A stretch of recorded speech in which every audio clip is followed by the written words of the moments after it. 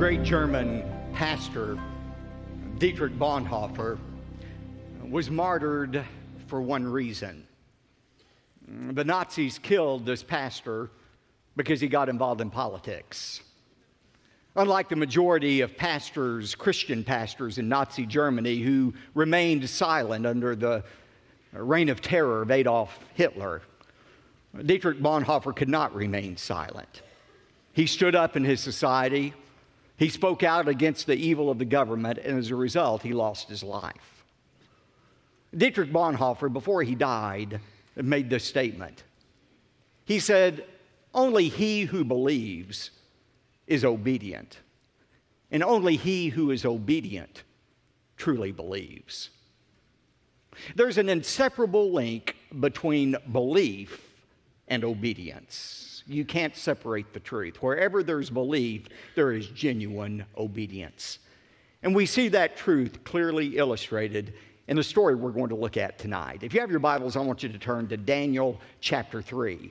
God gave Daniel the ability, remember, to interpret the dream of the evil king Nebuchadnezzar. And when Daniel recounted the dream and explained it to Nebuchadnezzar, remember Nebuchadnezzar's response? He fell down. He worshiped the God of Daniel, the Yahweh, the true God. And not only that, he elevated Daniel and his friends, Shadrach, Meshach, and Abednego, to places of prominence, of rulership in the Babylonian country. Now that was his first response, to worship God. But then in tonight's story, which takes place shortly after chapter 2, we see Nebuchadnezzar having a more humanistic response to this vision, a vision that said basically, Nebuchadnezzar, your days are numbered as king of Babylon. Babylon is going to cease. You're going to cease to exist. There's another kingdom coming after you. And notice Nebuchadnezzar's reaction to the truth that his kingdom would one day come to an end. We find it in verse 1 of chapter 3. Now Nebuchadnezzar, the king, made an image of gold, the height of which was 60 cubits. A cubit is about 1.5 feet. So it was a statue 90 feet high. Its width was 6 cubits or 9 feet. And he set it up on the plain of Dura in the province of Babylon.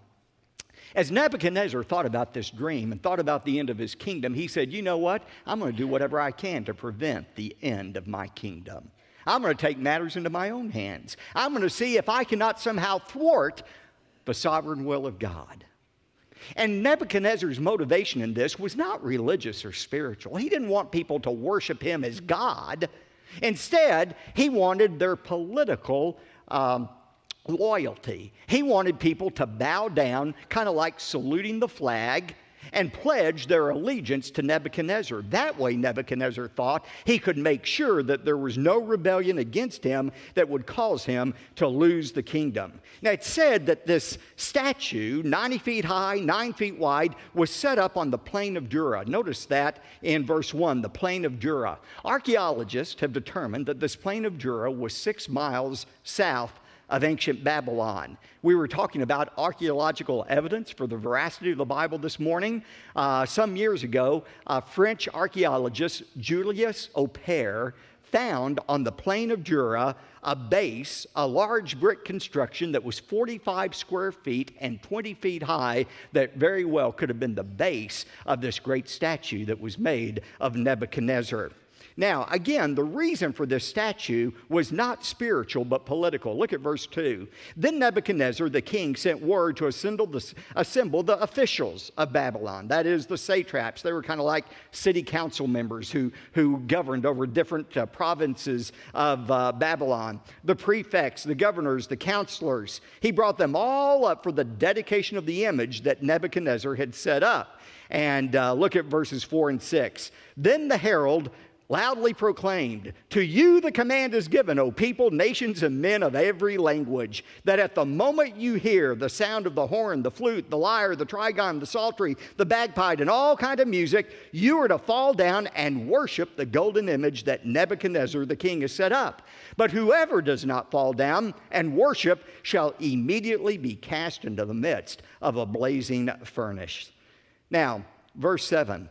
We find that the music is sounded. All of the instruments play. When the music starts, that's the cue for everyone to fall down and worship the image. And sure enough, verse 7 says, all fell down and worshiped the golden image that Nebuchadnezzar had set up.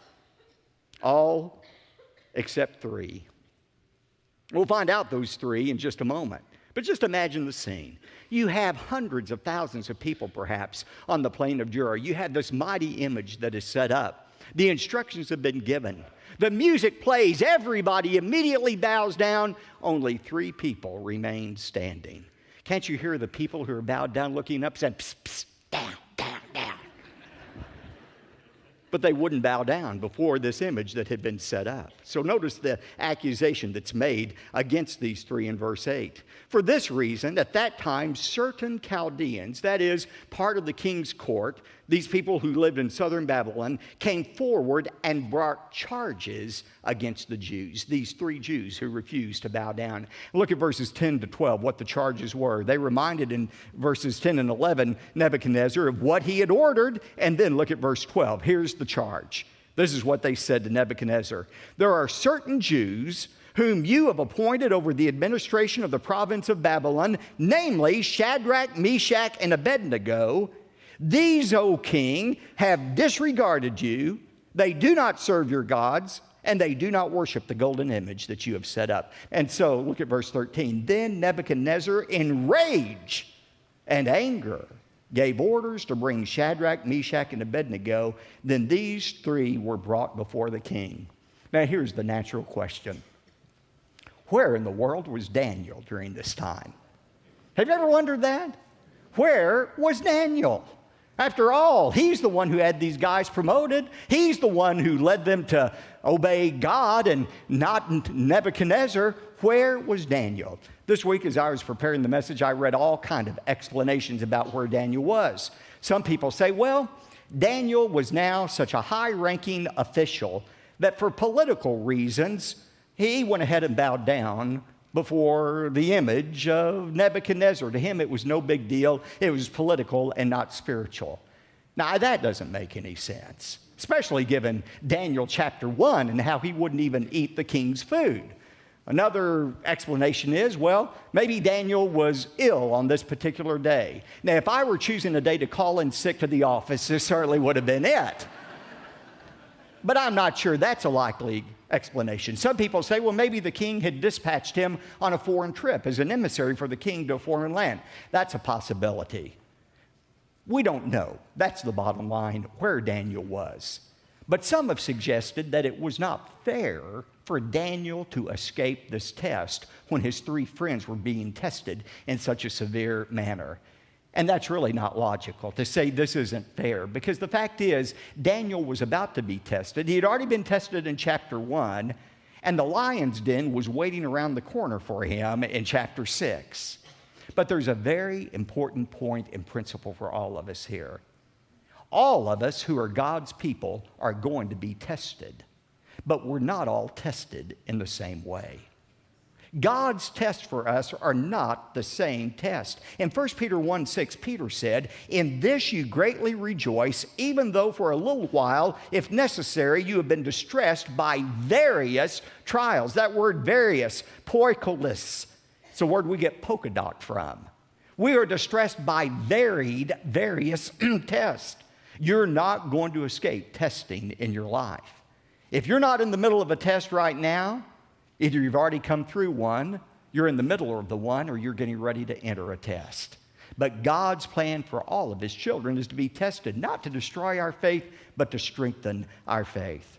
Now, notice verse 14. Nebuchadnezzar responded and said to them, to Shadrach, Meshach, and Abednego, "Is it true that you do not serve my gods or worship the golden image that I have set up?" He said, "Maybe you all misunderstood, so let's try this again."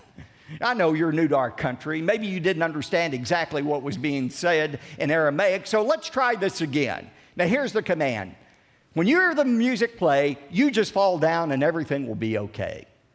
However, he says in verse 15, "But if you do not worship, you will be immediately cast in the midst of a furnace of blazing fire, and what God is there who can deliver you out of my hands?" You see, Nebuchadnezzar had already discovered there's a God who could reveal secrets. But he had not yet discovered that this same God is one who was able to deliver the Israelites out of Nebuchadnezzar's hands.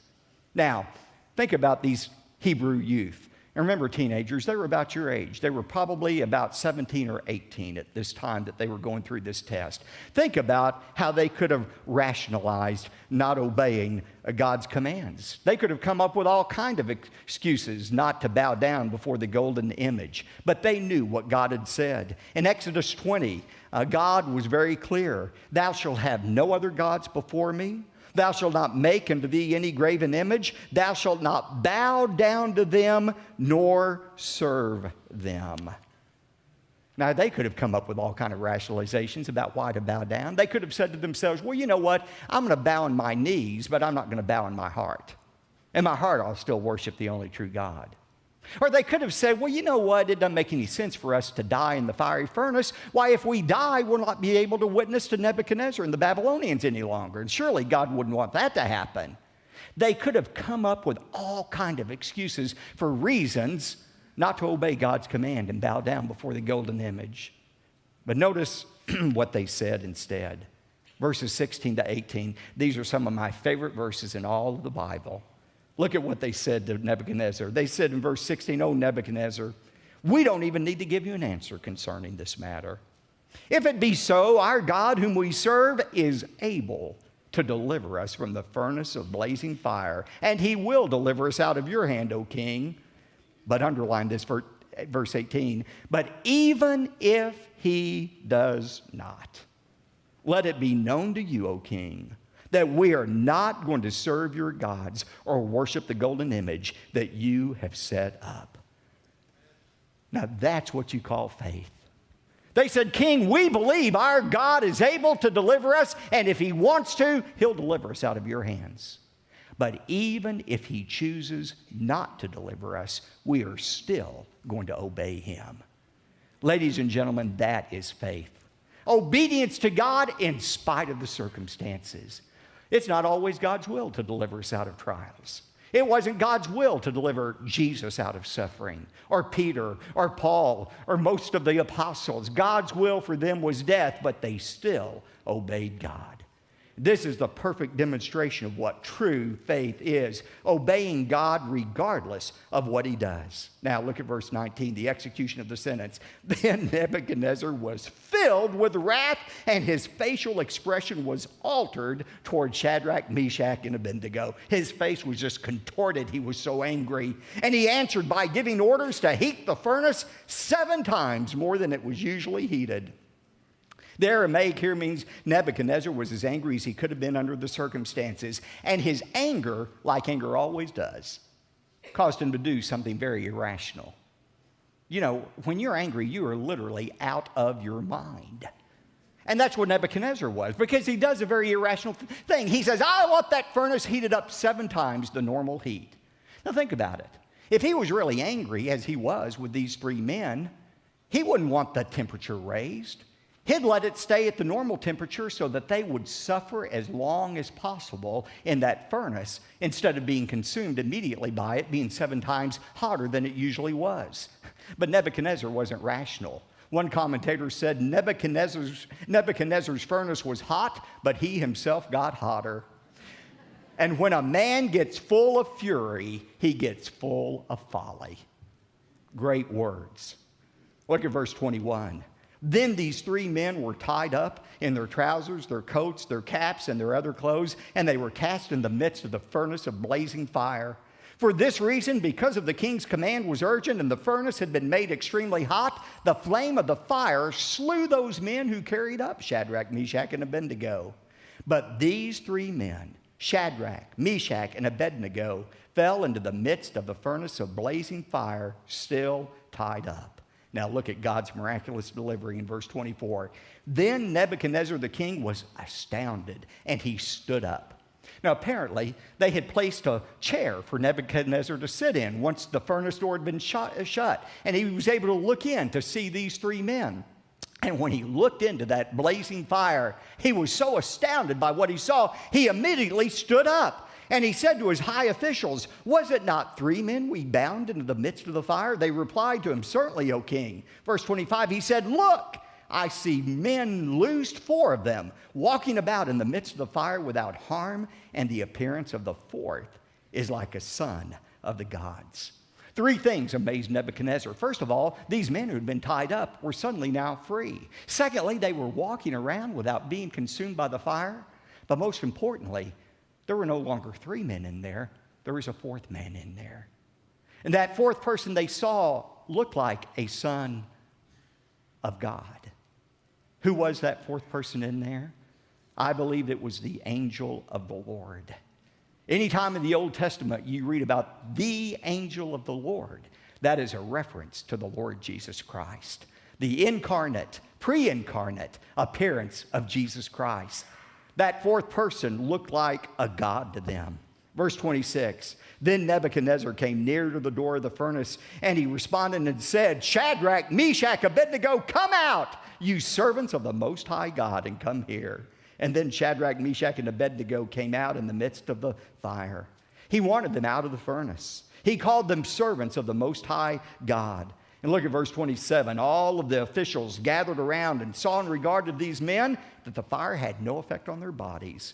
Not even a hair of their head had been singed, nor were their trousers damaged, nor had the smell of fire even come upon them. They didn't even reek of smoke after being in that furnace. In verse 28, look at Nebuchadnezzar's response. He said, Blessed be the God of Shadrach, Meshach, and Abednego, who has sent his angel and delivered his servants who put their trust in him, violating the king's command. And he yielded up their bodies so that not to serve or worship any god except their own God. Now, as we'll see in a moment, this was not, and we'll see this more next time, this was not a conversion experience for Nebuchadnezzar. That would come in chapter 4. Nevertheless, there was still a command here that was given in verse 29. Nebuchadnezzar says, Therefore I make a decree that any people, nation, or tongue that speaks anything offensive about the God of Shadrach, Meshach, and Abednego shall be torn limb from limb, and their houses reduced to rubbish heap, inasmuch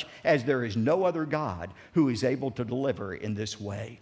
Now notice, Nebuchadnezzar did not denounce all other gods. He simply recognized that the God of these three Hebrew youth was a legitimate God, and in fact, he was a superior God to any other God he knew of, because this was a God that was able to deliver these Hebrews out of Nebuchadnezzar's hands.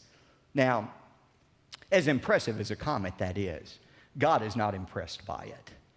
See, God is not content to be named among other gods.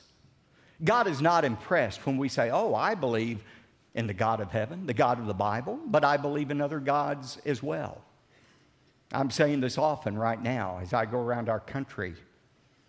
What we call plurality in our country, the worship of many gods, what we celebrate as tolerance and plurality, God has another name for. It's idolatry. The First Amendment of our Constitution has not replaced the first commandment of God. God said, you shall have no other gods before me. God commands our exclusive worship. He has no tolerance for any false gods or any false idols. And by the way, a false idol, a false god doesn't have to be a wooden statue. As I heard my friend David Jeremiah say today, we have American idols as well. Those American idols sometimes are money. We bow down before money. We worship money. Sometimes it's pleasure, entertainment. Sometimes it's sports. Sometimes it's scholastic achievements. But God is a jealous God. He said, you worship me exclusively. That's the kind of worship our God demands.